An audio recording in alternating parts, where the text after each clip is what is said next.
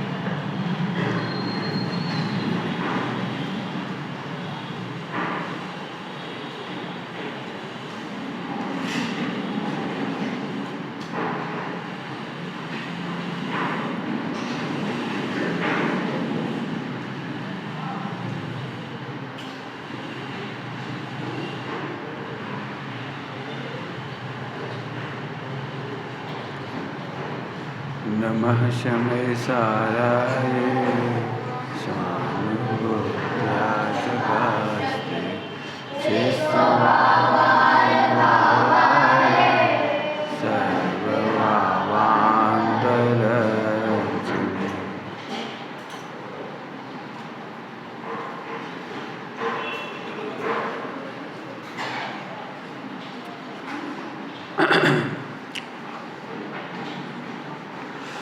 अनुशासन में गुरुओं के रहकर चरण बढ़ाओ। तुम्हारे पीछे बच्चे को दिख ही नहीं रहा उनका। ठीक है। अनुशासन और प्रशासन में क्या अंतर है? अनुशासन और प्रशासन में क्या अंतर है? जहाँ भय और लोभ है वहाँ प्रशासन है, और जहाँ अपने स्वभाव पर दृष्टि है, आत्महित की वांछा है, जहाँ आत्मा की उन्नति दिखाई देती है वहाँ अनुशासन। प्रशासनिक विभाग होती है, प्रशासनिक विभाग वहाँ व्यवस्थाएं बनाई जाती हैं। प्रशासनिक विभाग में वहाँ कानून बनाए जाते हैं, नियम बनाए जाते हैं, भय दिखाया जाता है। यदि आप खेती की वो बरियाली पराली क्या कहलाती है ऊपर जलाओगे तो 15,000 का दंड होगा, 2 महीने की सज़ा होगी, जो भी हमें नहीं मालूम क्या है। लेफ्ट चलोगे क्या हो, राइट चलोगे तो नियम टूटेगा गाड़ी चलाने का। लेफ्ट ड्राइव, गाड़ी लेफ्ट चलाइए। देखने वाला कोई पुलिस खड़ा होगा, कैमरा लगा होगा, आपको भय है इसलिए आप कानून नहीं तोड़ते। जहाँ आप भय और लोभ से गाइडेड होते हैं वहाँ प्रशासनिक व्यवस्था है, परानुशासन है। आज तक एक भी जीव का कल्याण परानुशासन से नहीं हुआ। गुरुओं के अनुशासन से एक का भी कल्याण नहीं हुआ। और फिर यहाँ तो लिख रहे हैं अनुशासन में गुरुओं के रहकर। वास्तव में आत्मानुशासन ही व्यवहार से गुरु का अनुशासन। क्या कहा बच्चों? वास्तव में आत्मानुशासन, जिन शासन में आत्मानुशासन ग्रंथ है, हाँ हाँ, परानुशासन नहीं है, भय और लोभ नहीं है। जिस बच्चे को डॉक्टर बनना होता है उसे माता कहती सो जा, तो भी पढ़ता है वो। बहुत मत पढ़ो बेटा, आगे बूढ़ जाएंगी, कितनी रात रात भर पढ़ती है, सो जा। लेकिन जिसे पढ़ने की लगन होती है वो माता पिता के भय से नहीं पढ़ रहा, वो शिक्षक के दंड के भय से नहीं पढ़ रहा। उसे मालूम है यदि मैं डॉक्टर नहीं बना तो मेरा जीवन बर्बाद हो जाएगा। तो मर पच करके यही कथमपि मृतवा, हाँ, वो मर पच करके पढ़ाई करता है। तुमने देखा है, अभी तुम पढ़ाई करते होगे परानुशासन से, वार्डन के भय से, होमवर्क करके नहीं ले जाएंगे तो मास्टर जी कान खींचेंगे, खड़ा कर देंगे वहाँ पे, काय पे खड़ा कर देंगे, हाँ, बेंच पे मुर्गा बना देंगे। हाँ। तो ये परानुशासन है, भय का शासन है। कैसा है गुरुओं का अनुशासन? अनुशासन में गुरुओं के रहकर चरण बढ़ाओ। आँख खुले और आँख बंद हो। असली अनुशासन तो आँख बंद में है, जहाँ शुद्धोपयोग है, जहाँ स्वरूप में निमग्नता है, असली अनुशासन तो वो है। और इसी आत्महित की रक्षा करने के लिए गुरुओं की मर्यादा है। क्या कह रहे? गुरुओं की मर्यादा है। ध्यान रखना, गुरु दंड नहीं देते, लेकिन गुरुओं की मर्यादा का उल्लंघन करने वाले दंडित हुए बिना नहीं रहते। क्या कह रहे हैं? गुरु तो क्षमा के सागर हैं। क्या पढ़ा है आपने? बोलो। गुरु तो क्षमा के, करुणा के भंडार हैं, सागर हैं। वे दंड नहीं देते। मुझे आज भगवंतों के प्रकरण में लिखा है, भगवंतों के विधान में, विधान है बढ़िया। प्रभु कैसी अद्भुत बात है, आप दंड देते नहीं हो, वो दंड मिल जाता है। पंक्ति है मूल में, विधान की एक पंक्ति है बढ़िया। बिन राग श्रेष्ठ जन दिए तार, बिन द्वेष दुष्ट को दुख अपार। आप दुख नहीं देते हो, वो दुखी हो जाता है। आप राग से उसे तारते नहीं हो, वो तर जाता है। ये क्या अचंबा है? अचंबा, विरोधाभास अलंकार। गुरुजनों से पूछो, हम उन्हें क्या दंड दें? कर्म जिन्हें दंड दे रहे हैं। क्या कह रहे?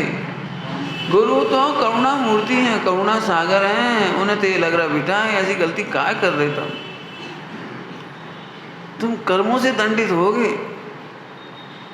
बेटा तुम जहर खाओगे तो तुम्हारा क्या होगा? कौन दंड दे रहा है? बोलो, जोर से बोलो। माने गुरुओं को तो उस समय भी करुणा आती है, तुम गलती करते तब भी करुणा आती है, क्योंकि उन्हें मालूम है अब तुम तड़पोगे, अब तुम भुगतोगे, तुम्हें नहीं मालूम। जैन शासन में कल एक भैया ने पूजा की लाइन पूछी थी, बहुत अच्छी, अर्थ लिखवाया था। शरण जो अपराधी को दे, अरे अपराधी वह भगवान। जैन शासन में हमारे गुरु कभी तुम्हें दंड मुक्त नहीं कराएंगे, दंड करने से बचाएंगे, वो दंड के योग्य होने से बचाएंगे। इस कहा हमने क्या कहा? यदि तुमने अपराध किया है और हमारे पास आके कहोगे आप हमें एक बार बचा लो, हम नहीं बचाएंगे, हम नहीं बचाएंगे। हम तो कहेंगे आप पुलिस थाने जाओ, इस दंड से हम नहीं बचा पाएंगे। क्यों? अपराध करने वालों को कोई गुरु नाम से भी यदि उसकी रक्षा कर दे, बचा ले, झूठ बोल दे, रिश्वत दे के बचा ले, तो अरे अपराधी वह गुरु। क्या कह रहे? अपराधी है वो गुरु, उसकी गुरुता नहीं। हाँ, गुरुता नहीं रही। ये आशा नहीं करना। एक व्यक्ति हमारे पास आया, वो समझते हैं ना प्रवचनकार हैं, तो वे थे तो जैन नहीं, लेकिन उनकी श्रद्धा हुई पंडितों जैसी की, कोई पंडित हैं जी, हमारे पास आए, बोले पंडित जी की बात पूछने, बड़ी समस्या है। बोलो क्या समस्या? बोले हमें बहुत टेंशन है। हमें क्या ही टेंशन है? अब लंबी चौड़ी ने सुना है, शॉर्ट में उन्होंने बैंक में रहते हुए कोई गबन किया होगा और नौकरी पूरी होते होते उस समय पकड़े गए हो। फिर मुकदमा चला, अभी मुकदमा पूरा नहीं हुआ था, उनका पेशियाँ हो रही थी और किसी तरह से रिश्वत दे दावा करके वो क्या कहलाता है, वो निकल आती हैं, जमानत पर निकल आए। लेकिन हमेशा दहशत, और उस दहशत में उनको बीमारियां होने लगी। उस दहशत के कारण, अपमान के कारण, घबराहट के कारण बच्चों की नज़रों में गिर रहे, नाती पोतों की नज़रों में गिर रहे, बहुओं की नज़रों में गिर रहे, गांव में से सम्मान पूरा ख़त्म हो गया। वो दुख ही दुख। बोले हम क्या करें? ऐसी कोई माला बताओ, ऐसा कोई मंत्र बताओ जिससे हमें शांति मिल जाए। मैंने उनसे बहुत पूरा केस समझा, क्या हुआ क्या नहीं हुआ, सब समझा उनसे। अब मेरी सलाह सुनोगे? अब मैंने उन्हें क्या सलाह दी कि जिन वाणी में ऐसा कोई मंत्र नहीं है जो तुम्हें शांति प्रदान करे। आप एक काम करो, अभी भी जाकर के सत्य बोल दो। आप कोर्ट में सत्य बोल दो, जितना पैसा गबन किया उसे वापस जमा करा दो, माई ब्याज के सरेंडर कर दो, बिल्कुल कर दो, बिल्कुल। बोले हम तो आपके पास मंत्र मांगने आए थे, हमें तो उन्होंने एक मंत्र दिया, एक उन्होंने मंत्र दिया, उन्होंने बताए दूसरों के नाम, उन्होंने हमें मंत्र दिए शांति के। मैंने कहा हम बिल्कुल गारंटी से कह रहे हैं शांति का कोई मंत्र नहीं है। लेकिन बोले हम मुकदमा टरकाते रहेंगे, डेट बढ़वाते रहेंगे, तब तक हम मर ही जाएंगे, जेल क्यों जाएं? हम टरकाते रहेंगे तो जेल क्यों जाएं? तब तक मर ही जाएंगे, तो निश्चिंत। मैंने आप मर नहीं जाओगे, आपको ये पूरा कर्मों का बंद होगा और आपको नरकों में भोगनी पड़ेगी ये चीज़। और अभी यदि तुम सरेंडर कर दो, जेल हुए तो हो जाए, चुका दो, और जो निश्चिंता पूर्वक अपने प्रतिक्रमण प्रत्याख्यान प्रायश्चित पूर्वक फिर तुम जिन शासन की शरण में आओ तो हो सकता है तुम नरक जाने से बच जाओ। तुम्हें अभी ये 10-5 साल की जेल दिख रही है कठिन, हमें वो नरक दिख रहा है कम से कम 10,000 वर्ष की नरक, कम से कम। कहाँ जाओगे हमें नहीं मालूम। मैं तो इसलिए कह रहा हूँ, और दूसरे जैन विद्वानों ने, त्यागियों ने, महाधर्मात्माओं ने, महाधर्मात्मा कह रहा हूँ मैंने, पदधारियों ने उन्हें मंत्र दे दिए, आशीर्वाद दे दिए। हमने कहा हमारे पास तो ये ज्ञान नहीं भैया, ऐसा कुछ हो सकता है? हम जहर खाएं और ना मरें? बोलो भाई कौन सा मंत्र पढ़ें? नहीं, हम जहर खा लें, हाँ बोलो भाई जहर खाने के बाद हमें मरने से कौन बचाएगा? कौन सा मंत्र बचाएगा? अब बोलो।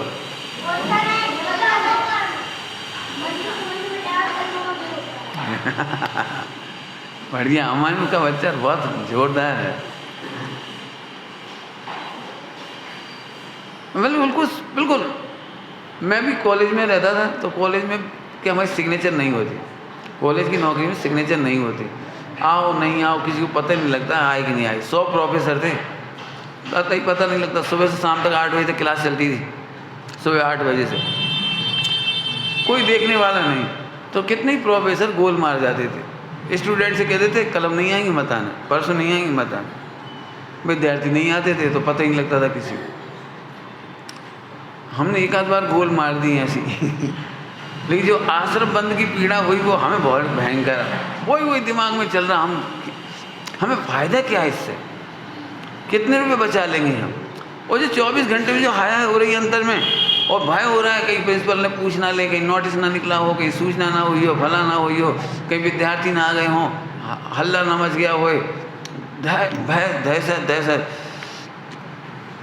बहुत। आखिरकार एक निर्णय किया, कल हम प्रिंसिपल साहब के पास जाएंगे सुबह सुबह और सबसे पहले सॉरी बोलेंगे, कल हमने आपको छुट्टी की एप्लीकेशन नहीं दी, सॉरी बोलेंगे, और कल हम आपके पास आए नहीं थे कॉलेज, मुझे आज एप्लीकेशन, तब जाके शांति मिली।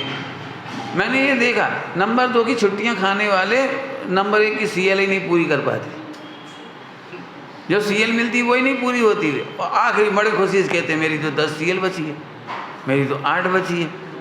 नहीं एहसान कर रहे हैं जैसे हमने कितना गोल मार गए, उसका खबर ही नहीं। जे आश्रम बंद की पीड़ा सुनो, तुम बड़े से बड़े महासमर्थ गुरुओं के पास नहीं, ये जीव समूह शरण में भी दिया तले अंधेरा करके आ गए वापस। कुछ कह रहा हूँ, दिया तले अंधेरा, समूह शरण में रह करके भी कल्याण क्यों नहीं हुआ? 11 अंगनौपुर का पाठी होकर के भी कल्याण क्यों नहीं हुआ? इतने सकल संयम का भेष धारण करके भी कल्याण क्यों नहीं हुआ? क्योंकि परानुशासन से मोक्ष नहीं होता, आत्मानुशासन से मोक्ष होता है, और आत्मानुशासित निर्मल परिणति वाला होता है, तब कहते हैं गुरुओं का अनुशासन है। गुरुओं के अनुशासन कह करके तो ख्याति होती है, श्रेय दिया जाता है। कौन के शिष्य हैं? जरूर तुम उनके शिष्य होगे। अभी मान लो पंडित साहब का कोई नाम भी ले और उसका आचरण अच्छा ना हो, उल्टा सीधा खान पान, रहन सहन, उठना, कुछ भी हो, तो लोग यही कहते भैया तुम उनके शिष्य तो नहीं देख रहे, यही तो कहीं उनके तो नहीं दिख रहे तब। और तुम्हारा जीवन बढ़िया हो, तत्व चर्चा बढ़िया हो, चिंतन अच्छा हो, जीवन बढ़िया हो, लोग कहीं कहे तुम उनसे जुड़े, तुम उनसे जुड़े, वो अपने आप कहेंगे। आगे चलो, शिष्य गुरुओं का नाम नहीं लेता लेकिन उसकी परिणति गुरुओं का बखान करती है, गुरुओं की महिमा का बखान करती है, उसकी परिणति, उसका रोम रोम एक एक पर्याय, उसकी परिणति मानो पुकार पुकार कह रही हो हम धन्य हो गए हमारे गुरुजनों से। तुम क्या जानो हम फला गुरु के शिष्य हैं, जो ऐसा बोलता है वो शिष्य नहीं है। क्या कहा? जो ये कहता है हम महावीर के अनुयायी हैं, रात को भोजन कर रहे कह रहे हम अनुयायी हैं। एक सच्ची घटना हुई सागर में पंचकल्याणक था एक बार, बहुत साल हो गए, अब तो बहुत साल हो गए, मतलब 90-92 से पहले की बात है। सागर की घटना है, पंचकल्याणक हुआ था। कुछ कार्यकर्ता यहाँ बिल्ला लगाए हुए थे और बिल्ला में चित्र था, चित्र कह रहे हैं मतलब हम नाम नहीं बता रहे कौन का चित्र था, नहीं कहने योग्य बात है, वो चित्र लगा हुआ था। दो जने रात्रि में भोजन कर रहे थे होटल में और वो बिल्ला लगाए थे, बैज लगा लेते हैं ऐसे लगाए। तो चौथा संसार अखबार छपता है वहाँ सागर से, चौथा संसार, तो उसका एक पत्रकार आया, वहाँ पे बैठा हुआ था, वो उनके टेबल पर आया, टेबल पर, यदि आप जैन हैं तो रात्रि भोजन ना करें, और यदि रात्रि भोजन करना है तो कम से कम बैच हटा लें। मुझे ये बात उस पत्रकार ने बताई, पत्रकार ने, आप कैसे जैन हैं, आप किनका चित्र लगाए, मालूम है आप किसका चित्र लगाए, किनका लगाए, और आप रात्रि भोजन कर दे, या तो बैच हटा लो और नहीं तो मैं अभी फोटो खींचकर समाचार पत्र में छाप दूंगा। तो उन्होंने फिर हटाया उसको, खा रहे थे इसलिए शर्मिंदा हुए, वो तो बात अलग ही हुई। हमें कहना नहीं पड़े हम फला के शिष्य हैं, हमें सफाई ना देनी पड़े, पंडित साहब की अच्छी भाषा में बोलो, साफ रहो, सफाई मत दो, क्या बोला बच्चों, बोलो, कोई नहीं सुना? हाँ, साफ रहो। हमें साक्षी क्यों देना पड़े? पंडित साहब से पूछ लो, उनसे पूछ लो, भगवान कसम, अरे कसम कहाँ से आ गई, जो कसम खाए वो। कमजोर आदमी कसम खाते हैं, पता है क्या कह रहे हैं? आप पुराण पढ़ के देख लेना, पुराण, जितने महापुरुष और महासतियाँ हुई हैं कहीं कसम खाई होगा, छोटी बात नहीं है। कमजोर लोग कसम खाते हैं, ईमानदार आदमी कसमें नहीं खाया करते, कर्म के उदय का सामना करते हैं, उन्हें मालूम है कर्म का उदय टाले नहीं टलेगा, हम देश सदगुरु को बदनाम क्यों करें? और इसीलिए सतियों ने या पुराण पुरुषों ने ना तो देवताओं का आह्वान किया संकटों में, देवताओं का आह्वान नहीं किया संकटों में। सीता जी ने कोई देवता को नहीं आमंत्रित किया था कि आके हमारा पानी बनाओ, पार्श्वनाथ भगवान ने कोई याद नहीं किया था। धवल जी इतनी सुंदर भाषा बोलते थे, बहुत सुंदर भाषा बोलते थे। जैन शासन में देवों की पूजा नहीं कराई है, देवों से श्रावकों की पूजा कराई। क्या हम देवों व्यंतर आदि शासन देवता और कौन कौन से यक्ष देवता और कौन कौन से देवता होते हैं हमें नहीं मालूम ज़्यादा, हमने देवताओं की पूजा नहीं करी है, देवताओं का आह्वान नहीं किया है, देवता नतमस्तक हुए हैं। अंजना ने, सीता ने, द्रौपदी ने किसी देवता को याद नहीं किया। और 20 पंथामनाएं में जितनी कहानियां हैं, जितनी पुराणों का बहुत बड़ा हिस्सा, झट शासन देवता खड़े हो जाते, यक्ष आ जाते, फल आ जाते, कोई ना कोई आ जाता। नहीं, दिगंबर जैन शासन की आमनाएं में जरूरत ही नहीं है किसी की। क्यों? बहुत अच्छा डॉक्टर साहब एक बहुत अच्छे जब नमोकार मंत्र का प्रवचन किया उन्होंने, पंच परमेश्वरी का स्वरूप खोलने के लिए उसका प्रवचन किया। तो उस प्रवचन में एक बात बहुत अच्छी कहते थे, यदि किसी स्त्री या पुरुष की रक्षा करने के लिए देवता आ गए तो हम ये समझेंगे स्त्री ने बहुत धर्मात्मा थी, सच्ची धर्मात्मा थी। तो फिर एक सबसे बड़ा संकट खड़ा हो जाएगा कि जिनके समय में नहीं आए वे कैसे थे, फिर वे त्यागी धर्मात्मा कैसे थे, वे मुहिराज कैसे थे जब देवता नहीं आए। हम कह रहे हैं पारसनाथ भगवान हैं, 7 दिन का डिले हुआ क्यों? आदिनाथ भगवान सच्चे आत्मार्थी थे, सच्चे साधक थे, कोई शंका का कोई विषय नहीं है आदिनाथ भगवान को। फिर 13 महीना 9 दिन तक आहार की विधि मिलाने के लिए इंद्र पहले क्यों नहीं आया? भगवान की 66 दिन तक दिव्य ध्वनि नहीं खीरी, तो फिर इंद्र पहले क्यों नहीं आया? बताओ, हम तो तीर्थंकरों के दृष्टांत दे रहे हैं, बताओ देवता क्यों नहीं है?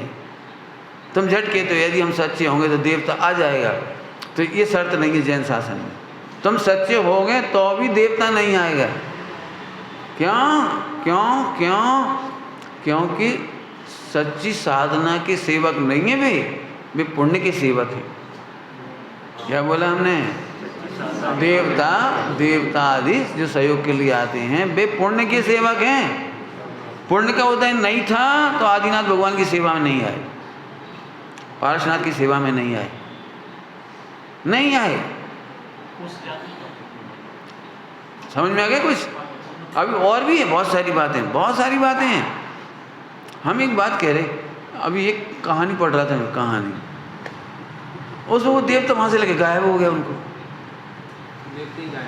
देवता गायब कर गया। मतलब जब वो है ना तुम्हारे जीवेंद्र स्वामी, तो राजा ने पकड़ करके उन्हें बंद जेल में डाल दिया और कहा कि कल इनको फांसी दी जाएगी, जीवेंद्र कुमार को। और यक्ष आया, वो जो कुत्ता का जीव था मर करके आया था, तो वो उसने गायब कर दिया वहाँ से। गायब करोगे तो व्यवस्था क्या बिगड़ेगी नहीं? क्यों अभी तक इतने दिनों तुमने सुना कहीं गायब हो गए, देवताओं ने गायब कर दिया किसी को? बताओ। तो फिर क्या हो सकता है? 100 उपाय हो सकते हैं। हम कह रहे शेर सदन की इतनी विपत्ति आती रही तो पहले क्यों नहीं करा? उधर ही जाके क्यों किया वहाँ पर? हमसे पूछोगे तो हम तो ये भी तारीफ करेंगे। आप पुराण पढ़ोगे जो लिखा है, मतलब लिखा है उसमें, ओहो धर्मात्माओं पर उपसर्ग सचमुच उनके पाप के उदय से नहीं आता है, जिन शासन की प्रभावना योग की वजह से आता है। जल्दी बोल गए हम, क्या कह गए? धर्मी धर्मात्माओं पर जो संकट आते हैं वे उनके पाप के उदय से आते हैं। ये बात भी सही है, नहीं है ये नहीं तो आप सर्वथा पकड़ लो। लेकिन उन्हें कष्ट बिल्कुल नहीं हुआ, तो उन्हें लगे नहीं कि पाप का उदय आया, और बड़े धैर्य के साथ उस समय तक प्रतीक्षा करते रहे जब तक वो दूर नहीं हो गया। बड़े धैर्य के साथ, भेद विज्ञान के साथ, समता के साथ, शांति से भेद। क्यों? क्योंकि उसके बाद जिन शासन की प्रभावना होना चाहिए। उसके बाद क्या हुआ था? जब शेर शासन का जी इस सूली से सिंहासन हुआ था, पूरे नगर के लोग जैन हो गए थे, जैन धर्म की जय जयकार होने लगी थी। कितने लोगों ने दीक्षा ले ली, कितने ने शील व्रत की उसका वो ले ली, और आज तक उनकी सुगंध फैल रही है। सोचो, सीता, अंजना, सबको। मैं इसलिए ये बात कह रहा हूँ, ऐसा कहकर मुझे ये कहना, ध्यान रखना, करना नहीं का निषेध नहीं कर रहा हूँ, जो जाना योग्य और घटाना, सर्वथा कोई बात नहीं कह रहा हूँ। मैं तो साहित्य की भाषा में बोल रहा हूँ। मैं दूसरी बात कहता हूँ, अपने ऊपर भी संकट आए तो प्रसन्न हो जाओ, शायद जिन शासन की प्रभावना होना होगी। काय को मानते हो कि हमने पाप करो, कौन सा पाप करो, रोन लगे हमने कौन सा पाप करो, हम पे संकट का आया, हमारी बदनामी का है भाई, लोग हमें काय बदनाम कर रहे, जाने काय वो तिल को ताड़ बना रहे, हमने तो इतनी सी कही थी। बिल्कुल मत सोचो, जिन शासन की प्रभावना होना हो तो ये सब होगा और हम ज्ञाता रहेंगे। समझ में आ गया कुछ? अनुशासन, कौन का अनुशासन? गुरुओं का अनुशासन। तो अनुशासन में गुरुओं के रहकर चरण बढ़ाओ।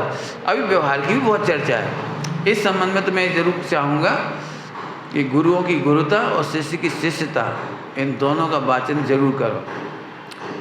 व्यवहार में जितना ज्ञान होना चाहिए आपको वो उसमें मिलेगा आपको, और जिन वाणी का अध्ययन करेंगे तो उसमें बहुत बात मिलेगी। हमने तो एक मूल बात बताई कि आत्म कल्याण में सावधान रहने वालों के लिए कोई शास्त्रा की जरूरत नहीं पड़ती है। और एक बात बोलें, क्या बोलोगे अच्छी भाषा, शासन करने वाला और शासन किए जाने योग्य, ये दोनों ही परिणाम छठे गुणस्थान तक है। सातवें गुणस्थान में किसी का शासन करने का भाव नहीं है, और सातवें गुणस्थान वाले शिष्यों पर शासन किया जाए मेरे ऊपर किसी के द्वारा, ऐसा भाव नहीं। शासन और शास्य का भाव छठे गुणस्थान तक है। फिर से एक अंतिम दृष्टांत देके आगे बढ़ूंगा मैं। चर्चा तो बहुत हो सकती है गुरुओं के अनुशासन की, मैं तो बस इतनी बात कहना है वो समझो। बोलो भाई, जहाँ करोड़ों रुपए का प्रॉफिट दिखाई देता हो, उस व्यापार को करने के लिए अलर्ट रहोगे या कोई के भय से अलर्ट रहोगे? अब बोलो, करोड़ों का प्रॉफिट हो रहा हो तो वो व्यापार, वो दुकानदारी टाइम से खोलना, टाइम से दुकान जमाना, ग्राहकों को भद्रता से बोलना, बोलो ये सिखाना पड़ेगा कि ऑटोमेटिक सीख जाओ। क्या बोलो, क्या करोगे? बोलो। हम कह रहे हैं घर में प्राय करके पति पत्नी के प्रति रूड व्यवहार करते हैं, बहुत रफ। क्यों? कि पत्नी से कौन सैलरी मिलेगी, बच्चों से कौन सैलरी मिलेगी, माता पिता से कौन सैलरी मिलेगी, इनसे का घाटा तो होता नहीं है। तो माता पिता और संतान और पत्नी के साथ रूड व्यवहार करते हैं प्राय करके। वे ही व्यक्ति जब नौकरी करने जाते हैं तो yes sir, sorry sir, yes sir, sorry sir, बिल्कुल ऐसे विनम्र हो जाते हैं, मान अपमान में भी समता रखने लगते हैं वहाँ। क्योंकि उन्हें मालूम है 1 लाख रुपए पर मंथ दे रहे हैं, यहाँ पर 2 लाख रुपए पर मंथ दे रहे हैं। जब ये एक लाइन लिख देंगे तो हमारा काम बिगड़ गए, नौकरी छूट जाएगी। तो जहाँ हमें भय और लोभ होता है, उस अनुशासन को हम अनुशासन नहीं कहेंगे। हो जाता है? नहीं हो जाता? बताओ। करोड़ों के रत्न लेकर कोई रेलगाड़ी में जाए तो उसे गंभीरता सिखानी पड़ती है। बैठे रहो एक सीट पे, उतरियो मत, बार बार चढ़ियो उतरियो मत, और कोई खिलाए पिलाए तो खाइयो मत, कहना पड़ेगी? बोलो। करोड़ों के रत्न लेके जा रहे हो, आत्मानुशासित हो यार। आपको पता है 1 सेकंड की लापरवाही, प्रमाद, मेरे करोड़ों के रत्न चले जाएंगे, और फिर मैं क्या जवाब दूंगा जिनके ले जा रहा हूँ? मैं तो केवल बीरर हूँ ना उसका। बताओ क्या होगा? तो कितना सावधान होता है ये, बोलो। अब सोचो, जिनको अल्पकाल में ही मोक्ष जाना है, वे अपने रत्नत्रय कैसे संभालेंगे? गुरुओं के भय से या स्वर्ग के लोभ से? बताओ। वे ख्याति लाभ से करेंगे, ख्याति लाभ की वजह से अच्छा आचरण करेंगे, या अपने आनंद के लिए अच्छा आचरण करेंगे? अब इतने में समझ लो, इसका नाम है अनुशासन। समझ में आया? फिर से देखो, फिर से। अब मैं जल्दी कह रहा हूँ, क्योंकि अभी तक मैंने अनुशासन का मतलब समझाया। अब आपको आपका हित बता रहा हूँ, फिर से जल्दी। जब भी सामायिक करो, पद्मासन बैठो, ऐसे बैठो, बढ़िया ऐसे, जैसे भगवान की मुद्रा है। इसमें आपका ही हित है, आपका बहुत हित है, थोड़ा नहीं है। हाँ, ये तो कौन का चू हो रहा, कोई देख रहा हो, बस यही मारे गए आप लापरवाही से कर रहे तो मायाचारी में चले गए। आपको किसी का अनुशासन की जरूरत है। हम कह रहे परानुशासन माने प्रशासन, वहाँ दंड और लोभ होता है, आत्महित नहीं होता है। एक दृष्टांत दे दें, समझना, बढ़िया एक दृष्टांत दे रहे अनुशासन के नाम पर। बोलो भाई, बच्चे सुनोगे दृष्टांत? तैयार? कितने बच्चे तैयार हैं? रेडी, बहुत बढ़िया। अब सब जन मुझे देखना, ही बहुत सरल दृष्टांत दे रहा हूँ। चौराहे पर, ध्यान से सुनो, सड़क के चौराहे पर रात को 12 बजे तुम खड़े हो, और चारों तरफ कोई देखने वाला नहीं है, और 1 करोड़ का हीरा पड़ा हुआ है, तो तुम क्या करोगे?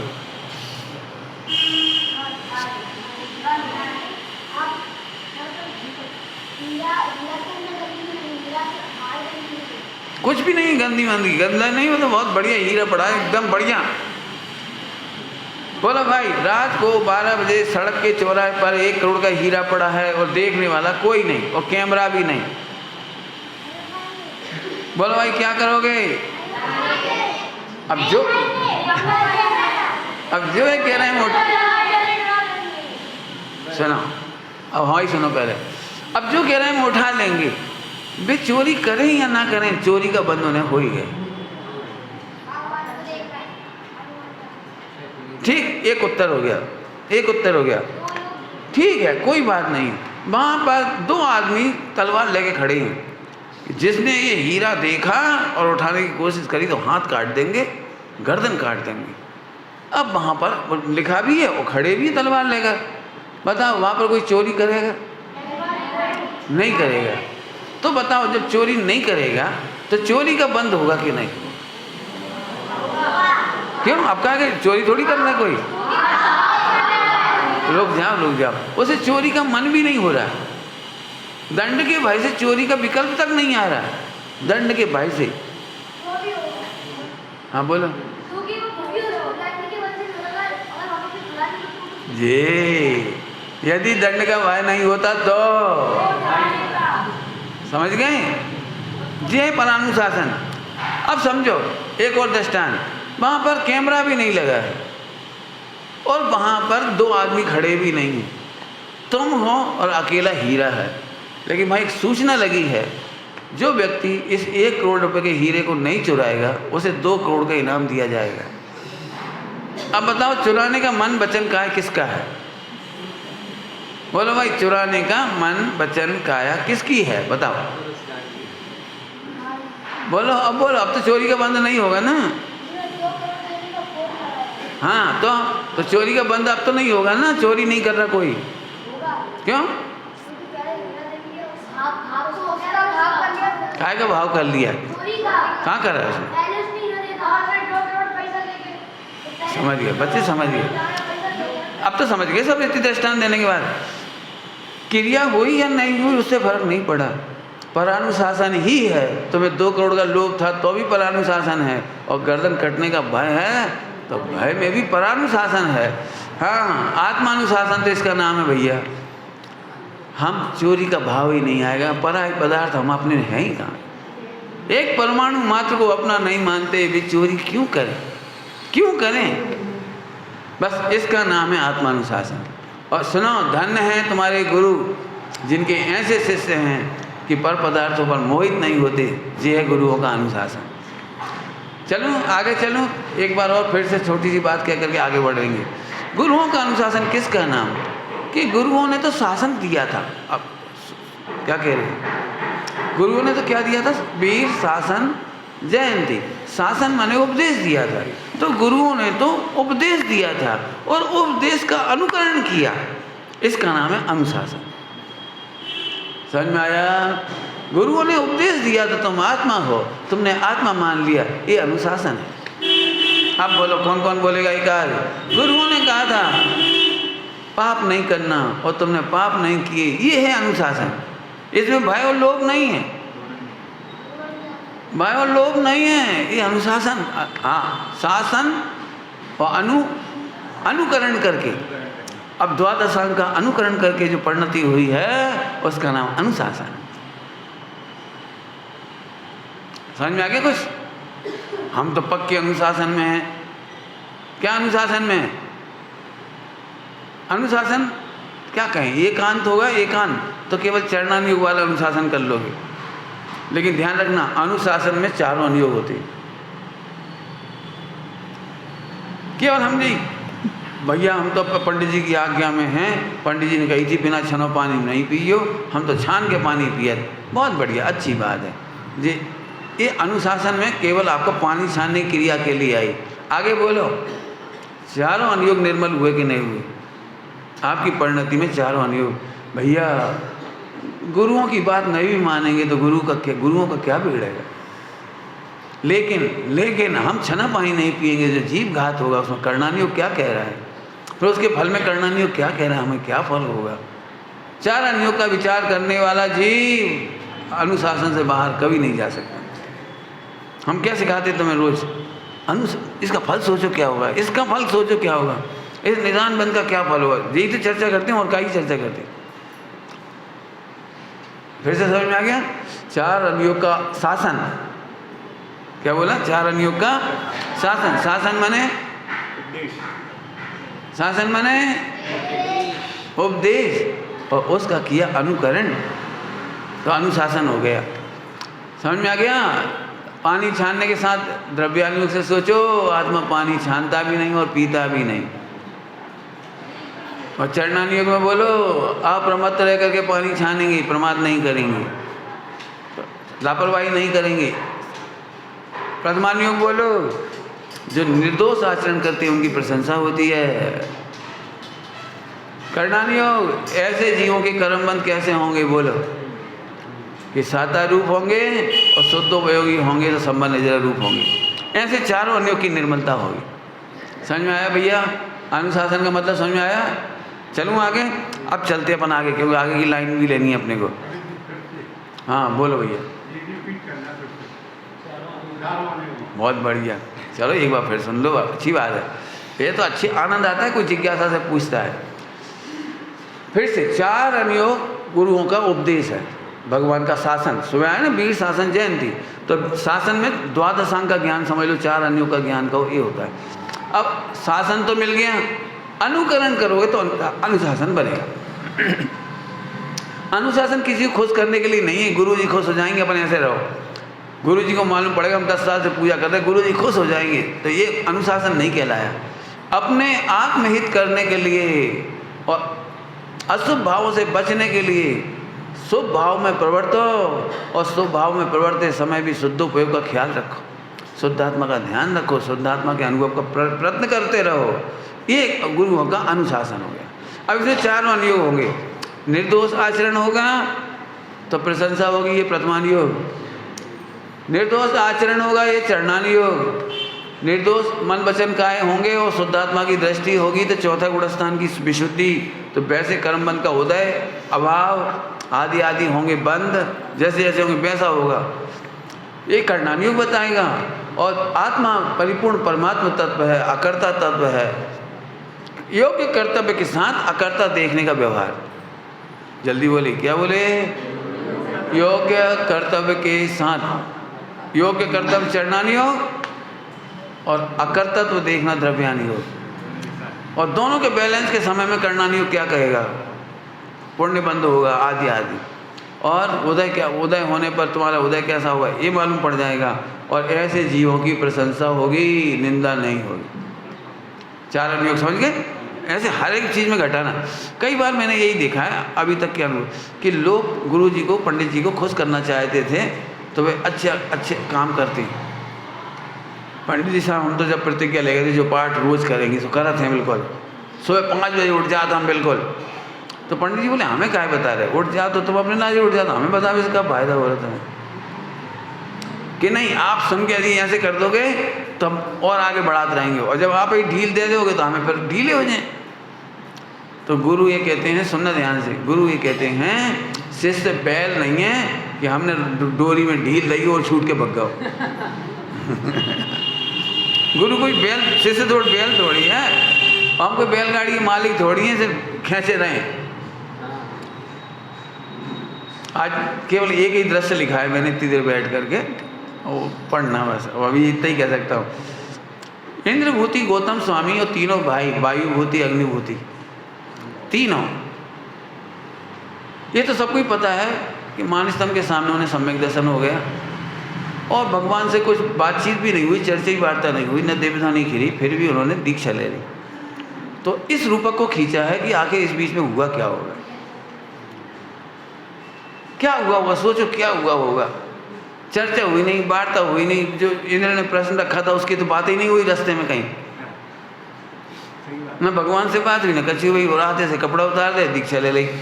आखिर इस बीच में हुआ क्या? भगवान ने तो कुछ नहीं बोला, वो प्रकरण इतना लंबा उसमें लिखा हुआ है। तो हमें तो वो एक अच्छी बात बता रहा हूँ। इंद्र कभी भगवान को निहारता था और कभी उन गणधरों को, तीनों ने दीक्षा ले ली। गणधरों ने, माने मुनि राजों ने, तीनों ने दीक्षा ली, फिर गणधर हुए, उसके पहले 4 ज्ञान के धनी हुए, है ना। तो यहाँ महावीर भगवान को उनके आने से कुछ फर्क नहीं पड़ा, वे अपने शुद्धोपयोग में निमग्न थे। हाँ, शुद्धोपयोग में निमग्न, केवल ज्ञान में निमग्न, केवल ज्ञानी में तो भगवान है, वे अपने शुद्धोपयोग में निमग्न रहे। उन्हें 66 दिन कोई नहीं आया, सो कोई चेहरा नहीं उतरा, आगे से खुश नहीं हुआ, चलो भैया अब कम से कम काम बनाओ। ऐसा कुछ भी नहीं हुआ वहाँ, शांति से विराजे हुए थे पहले भी और अभी भी। और इधर देखें तो जे भी निमग्न, क्योंकि 4 ज्ञान के धनी होना है ना इनको, 3 कसा चौकड़ी का अभाव होना है। तो ये इन्होंने कपड़ा उतार के देखा और बैठ गए, तुम अपने में मगन तो हम भी चले। इन्होंने इनकी आशा नहीं करी, देखते नहीं रहे, बोलो बोलो बोलो अब तो बोलो, इनसे जे आशा नहीं करी। कपड़ा उतार के जब तुम अपने में मगन तो हम समझ गए ट्रिक, हम अपने में चले गए। अब वो इंद्र की बात कहता हूँ, इंद्र उन दोनों को देख रहा है, ओहो उत्तम वक्ता और उत्तम श्रोता, ओहो उत्तम गुरु और उत्तम शिष्य। क्या उत्तम गुरु कौन? जो शिष्य को समझाने का विकल्प तक नहीं कर रहे, और उत्तम शिष्य कौन? जो गुरु से समझने का विकल्प तक नहीं कर रहे। इस दृश्य को देखो, कैसा सुंदर दृश्य होगा, कितना सुंदर दृश्य होगा। आहा, देख के प्रसन्न हो गया। गुरु कैसे होते हैं? ये तो बहुत खराब भाषा है, शिष्य को सुधारने की चिंता रहती है। हाँ, चिंता, गुरुओं को शिष्य की चिंता नहीं होती। मैंने एक बार पंडित साहब से एक बात कही, भोपाल से गया था, प्रणाम करते से मेरी एक बात की, पंडित साहब साल भर एक ही चिंता लगी रहती है कि मेरा कहीं ऐसा आचरण ना हो जाए जिससे आपकी बदनामी हो जाए, आपका अपयश हो जाए। पंडित साहब ने 1 सेकंड नहीं लगा। मैं तो सोच रहा था पंडित साहब खुश हो जाएंगे, हाँ बेटा इतनी चिंता रखोगे तो कभी भ्रष्ट नहीं होगे, शाबाश। पंडित साहब ने ये नहीं कहा, 1 सेकंड में कहा, 1 सेकंड नहीं लगा। मैंने कहा कि मुझे डर लगता है कहीं आपका अपयश ना हो जाए मेरे निमित्त से। पंडित साहब बोले, बेटे कभी ये मत सोचो कि तुम्हारे परिणाम से मेरा क्या होगा, हमारा यह अपयश की बिल्कुल चिंता नहीं करो, लेकिन तुम्हारे परिणामों से तुम्हारा क्या होगा जी सोचो। तुम्हारे परिणामों से तुम्हारा क्या होगा, तुम तो इसकी चिंता करो, हमारी चिंता नहीं करो। हो सकता है तुम निर्दोष रहो तो भी हमारे पाप के उदय में अपयश हो जाए, तुम उसकी चिंता नहीं करो। और तुम गलत काम करोगे तो तुम्हारी वजह से हमारा अपयश नहीं होगा, हमारी यश प्रकृति अलग है। तुम गलत काम करोगे तुम्हारा अपयश होगा, हमारा अपयश नहीं हो जाएगा। क्या पंडित साहब बिल्कुल एकदम, कभी चिंता नहीं करो। तुम तो ये सोचो यदि हम पानी नहीं पिएंगे निर्मल पानी तो हमारा क्या होगा, ये सोचो। ये मत सोचो पंडित जी देख रहे से पानी पी ले, हम नहीं देख रहे तो पानी नहीं पी रहे, तो फिर क्या हुई है बताओ। क्यों भाई, हम तुम्हें नहीं देखें तो और तुम जहर खा ले तो क्या हो जाए। तो ये कोई बात थोड़ी, हम तो गुरुओं की निगाह से डरत भाई, गुरुओं की निगाह से मत डरो, गुरुओं के उपदेश का अनुकरण करो। अनुशासन का मतलब समझ गए? एक बहुत सुंदर पंक्ति मिलती है नीति में, गुरु जो करते हैं वो कभी मत करो। क्या कह रहे हैं? ऐसी लिखी है, हाँ, गुरु जो करते हैं वो कभी मत करो, गुरु जो कह रहे हैं वो करो। क्या कह रहे हैं, कैसे समझ में आया? मान के चलिए निचली भूमिका में गुरु हैं, औदिक भाव उनके विशेष हो रहे हैं 6ठे गुणस्थान तक, तो तुम उन्हें देख देख के औदिक भाव की नकल मत करो, वे कह रहे हैं वो करो। समझ में आ गया कुछ क्या कह रहे? तुम वक्ताओं की कॉपी मत बनने की कोशिश करो, ऐसे ही प्रवचन हम करेंगे। अभी अपन क्या सोचते हैं, क्या ऐसे ही प्रवचन हम करेंगे, ये मत सोचो। उन्होंने ये कहा कि तुम शुद्धात्मा देखो तो शुद्धात्मा देखो, उन्होंने कहा कि तुम चिंता नहीं करो तो तुम चिंता नहीं करो।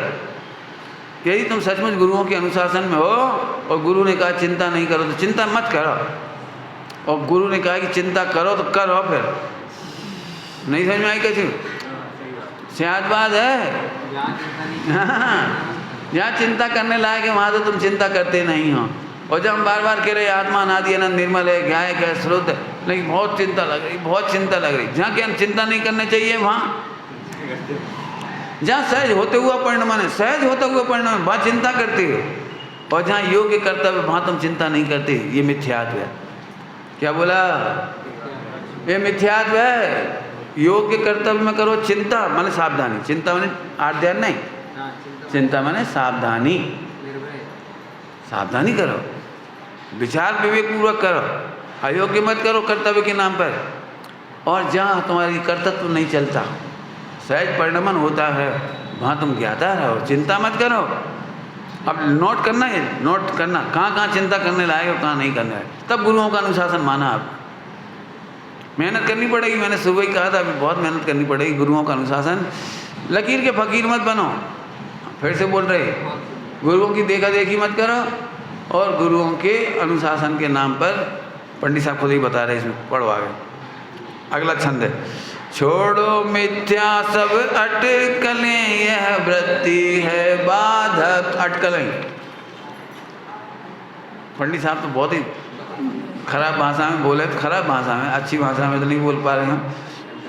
बहुत परेशान हुए अपने भाई बहनों से तो अटकलों से समाज से परेशान हुए तो अटकलों से। पंडित साहब कहते अटकलें काहे लगा, पूछ लो ना। हमने सोची, चुप का सोची तुमने, हमने सोची, अरे तुम सोच कर रहे, पूछ लो ना, जब नहीं समझ में आ रही तो। मेरे को बहुत अनुभव हुए इस संबंध में, बहुत हमें डर लग रहा हो तो आप नाराज हो जाओ, तुमने अटकल लगा ली, हम काफ़ी नाराज हो जाएंगे। काहे, हमने तो तुमसे छिपके इसलिए जहर खा लो, कभी आज तुम्हें बताएंगे हम जहर खा रहे तो आप चिंता हो जाए, आपको टेंशन हो जाए। क्यों, तुम हमसे पूछ के जहर खाओगे तो टेंशन होएगी, या तुमने छिपके खा लो अब टेंशन होएगी? बताओ भाई, लोग में बोलो क्या कह रहे तुमसे। तुम्हारा मोड़ा तुमसे छिपके जहर खा ले तो तुम्हें तब आनंद आएगा, या तुमसे बता के खाएगा तब आनंद आएगा? बता। हम बता रहे, जब वो हमसे कहेगा हम जहर खा रहे तो हम बचाने का उपाय कर सकते। अरे अच्छी रही माने बता रही, अरे बता रही जब बढ़िया रही, मर ही जाता होता। पता है, जो आत्महत्या करते हुए बता नहीं पाते भी आत्महत्या करती। और जितने लोगों ने बता दिया कि हम इतनी टेंशन में, हम मरवे के भाव आ रहे, मरवे के भाव आ रहे, वो नहीं मर पाता। समझ गए कुछ? गुरुओं से छिपने की कोशिश मत करो, गुरुओं से छिपाने की कोशिश मत करो, कर्मों से नहीं छिप पाओगे और गुरुओं को यही तकलीफ होगी। तकलीफ है व्यवहार की भाषा में। मैं एक और से कहूँ तो गुरुओं को कोई करुणा तो होती है, तकलीफ नहीं होती। थोड़ा समझना सब लोग, शिष्य का चाहे जितना कुछ हो जाए, गुरुओं को करुणा तो होती है लेकिन तकलीफ नहीं होती, और मिथ्या दृष्टियों से तकलीफ समझता है। आपको समझ में आ रहा है कुछ? मुझे तो ऐसा लग रहा है 1 घंटा प्रवचन करूँ इस बात पे, घर घर की प्रॉब्लम बता करके, घर घर की प्रॉब्लम बता करके बहुत प्रवचन करने की इच्छा है। मैं सोच रहा सारे लोग,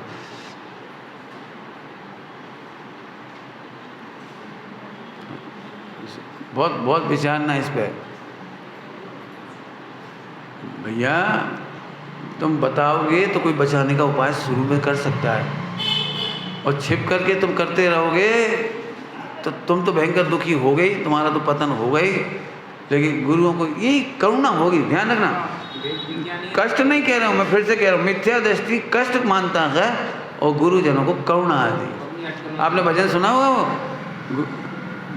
भाई रे भविजन तेरे दुख को देख कर गुरुवर की आंख भर आए, वो सोचते हैं कब सच बात तू पावे। एक करुणा, आंख भर आती है करुणा, आर्ध्यन नहीं होता। करुणा का दृष्टांत दे रहा हूँ आपको, करुणा का। आपने देखा है बच्चे को चाची अच्छी लगती है और मम्मी खराब लगती है। बच्चों ने सुना है? कौन कौन बच्चे ने सुना? हाँ, फिर से अलर्ट हो जाओ, हम तुम्हारी कहानी सुना रहे तुम्हारे लिए। बच्चे बेचारे थक जाते हैं। हाँ, उन्हें एक तो उन्हें सुना नहीं रहे, उन्हें सुना रहे होते तो वे बहुत सुनते। हाँ सुनो भाई, रेडी? बोलो भाई, तुम्हें अपनी मम्मी अच्छी लगती है कि चाची अच्छी लगती है? चाची अच्छी लगती है। अब रुक जा। अब जो कोई कह रहे मम्मी वे झूठ बोल रहे सर, काहे झूठ बोल रहे हैं बता रहे कैसे। मम्मी को अपने बच्चे से बड़ा प्रेम होता है, करुणा होती है, इसलिए धरती मिला के डांटती है, पढ़ रहे कि नहीं पढ़ रहे, दे मिला के। और चाची बेटा आंटी, बस हो गई आंटी और बेटा, बस खत्म। बोलो, आंटी मारती है कि मम्मी मारती है?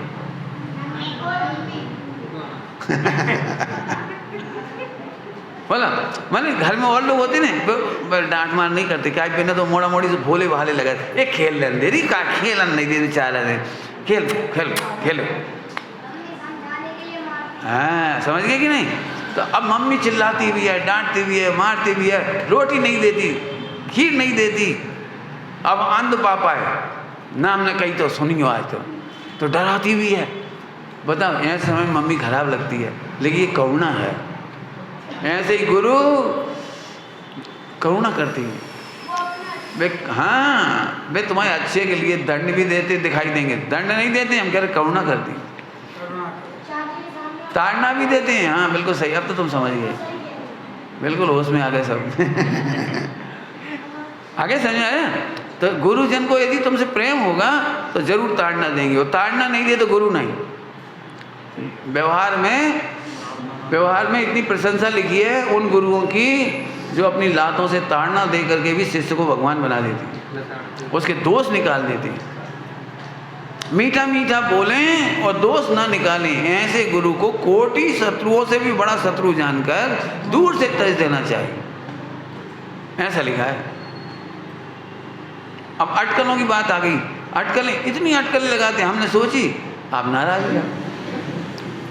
पंडित साहब बोले तुम यदि हमसे पूछोगे तो हम नाराज क्या होंगे? हम नाराज क्यों होंगे जी, तो बताओ।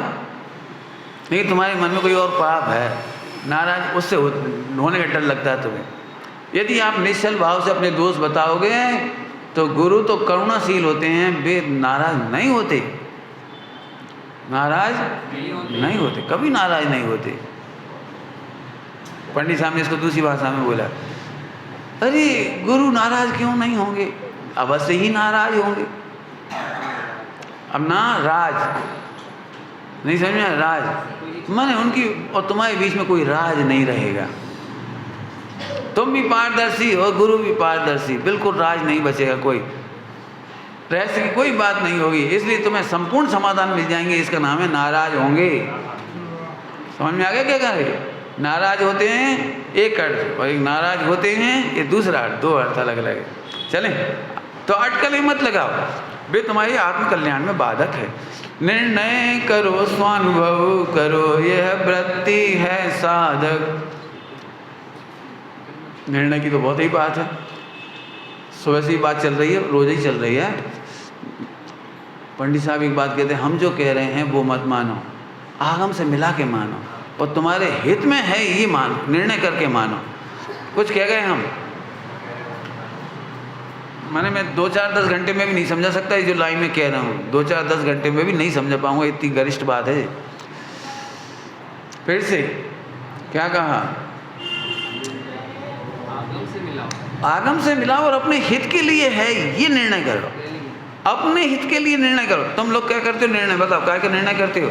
जहाँ गुणस्थान के बारे में यहाँ ऐसा लिखा है, यहाँ ऐसा लिखा है, पंडित जी ऐसे कह रहे, स्वामी जी ऐसे कह रहे, बिल्कुल कन्फर्म निर्णय हो गया। ये नहीं, मेरे हित में है। क्या कह रहे समझ में आया? स्वाध्याय करके इसमें जो मेरा हित है सो उसका अनुकरण करूँ, उसका परिणमन करूँ, उसमें आगे बढ़ो। फिर से समझ में आ गई बात क्या कही हमने? निर्णय क्या करना है? अपने हित में। सो मेरा हित कैसे हो उस प्रकार से निर्णय करके उस मार्ग में लग जाता है। चलो निर्णय करो, स्वानुभव करो, ये वृत्ति है साधक।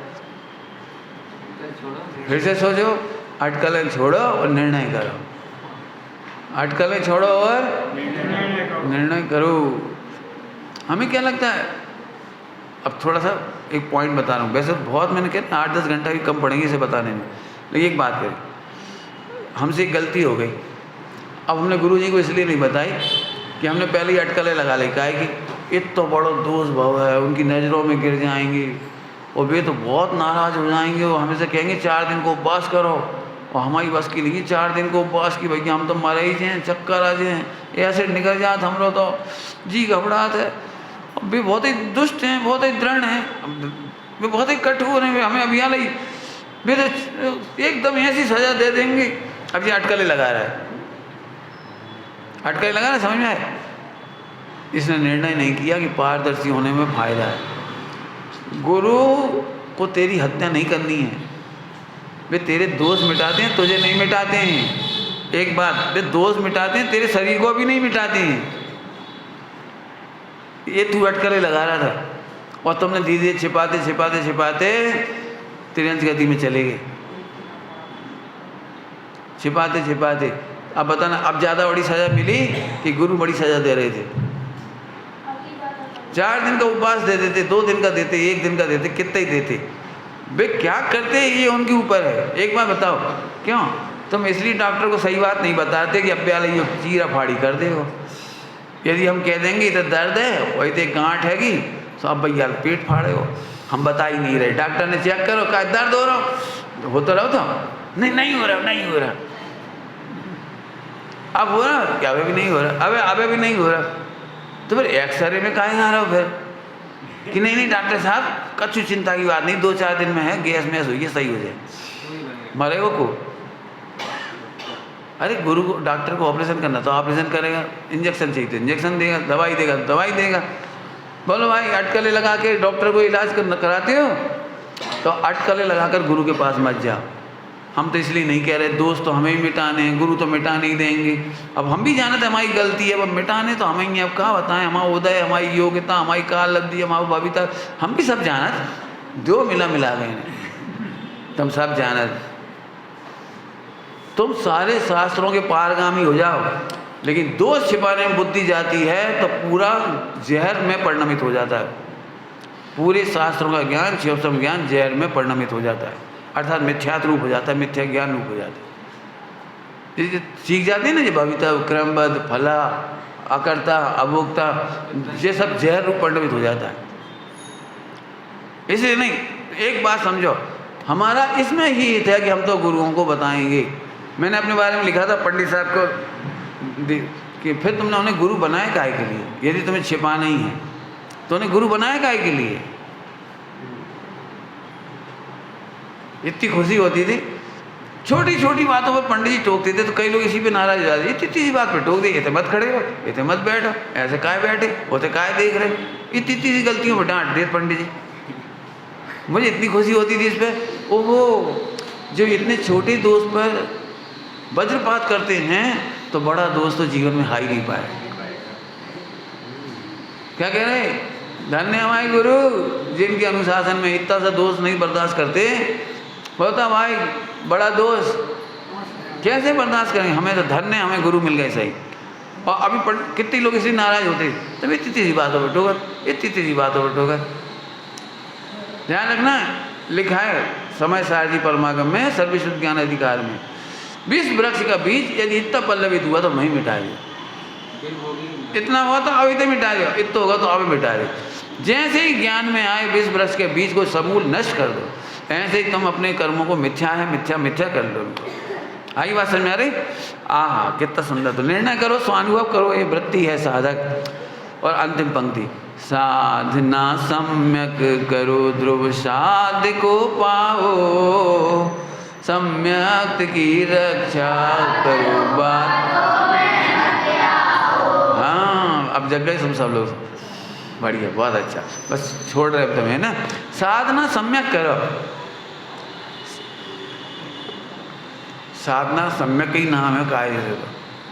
लेकिन जो आत्मा का विचार नहीं करते, हिताहित का विचार नहीं करते, हे उपाधि का विचार नहीं करते, उनकी साधना दिखाई तो देगी लोगों को, भैया बहुत तपस्वी हैं, खूब व्रत उपवास कर, मौन रखत मौन, अरे भैया 1-1 महीना तक पानी पे रह जा, कैसी कठिन तपस्या। तो तुम्हें साधना तो दिख रही होगी लेकिन सम्यक नहीं। इसलिए साधना को सम्यक करो, साधना सम्यक करो। और ध्रुव साध्य, जितने साध्य हैं, जितने साध्य में ध्रुव नहीं हो सकते, लेकिन ध्रुव के आश्रय से ध्रुव साध्य माने अनंत काल के लिए सिद्धालय। तो ध्रुव साध्य पाओ माने अनंत काल के लिए सिद्धालय पाओ, ध्रुव साध्य पाओ। ध्रुव क्यों कह दिया? उत्पाद व्यय होने पर भी, क्योंकि अब वो व्यय रहित उत्पाद है। प्रवचन साहब जी की शैली में व्यय रहित उत्पाद है, इसलिए ध्रुव साध्य को पाओ और ध्रुव के आश्रय से पाओ। और यही ध्रुव का आश्रय करने से साधना सम्यक हो गई। तो साधना सम्यक करो और ध्रुव साध्य को पाओ और सम्यक दर्शन की रक्षा करो। पेट नहीं भर रहा, ईमानदारी से तो बिल्कुल पेट नहीं भर रहा, सम्यक की रक्षा करो। मतलब इन देश शास्त्र गुरु के चरणों में ही मेरा हेत है, इसकी रक्षा करो। इनके उपदेश का अनुसरण करने में ही मेरा हित है। ये है सम्यक की रक्षा करो। फूले फूले मत फिरो, मैं तो आत्मानुभवी हूँ, मुझे आत्मा का अनुभव हो गया, ज्ञान ज्ञान ज्ञान हो रहा है मुझे। फूले मत फिरो। क्या कह रहे हैं? आत्मानुभूति के भ्रम में मत रहो। गुरुओं के उपदेशों में अनुसरण करते रहना ही, अनुशासन में ही मेरा हित है। इसका निर्णय करो और सम्यक की रक्षा इसी प्रकार होगी। कम शब्दों में कहा हमने, विचार खूब करना। ओम नमः शिवाय।